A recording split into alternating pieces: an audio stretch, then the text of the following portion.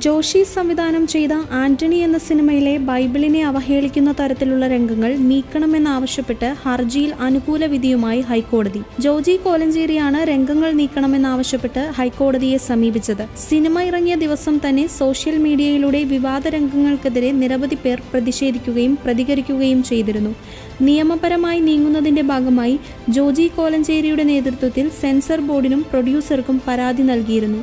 എന്നാൽ സെൻസർ ബോർഡിന്റെ ഭാഗത്തു നിന്ന് യാതൊരു നടപടിയും ഉണ്ടാകാതിരുന്നതിനാൽ അഡ്വക്കേറ്റ് ജിജി മോൻ ഐസക് വഴി ഹൈക്കോടതിയെ സമീപിക്കുകയായിരുന്നു. ഹൈക്കോടതിയുടെ ഇടപെടൽ മൂലം സിനിമയുടെ നിർമ്മാതാക്കൾ വിവാദപരമായ ഭാഗം ബ്ലർ ചെയ്ത് ഇറക്കാമെന്ന് സെൻസർ ബോർഡിനെ അറിയിച്ചിരുന്നു. എന്നാൽ കേസ് നടന്നുകൊണ്ടിരിക്കെ തന്നെ തിയേറ്ററിൽ നിന്നും സിനിമ മാറിയതിനാൽ OTTയിൽ റിലീസ് ചെയ്തത് ബ്ലർ ചെയ്ത വേർഷനാണ്.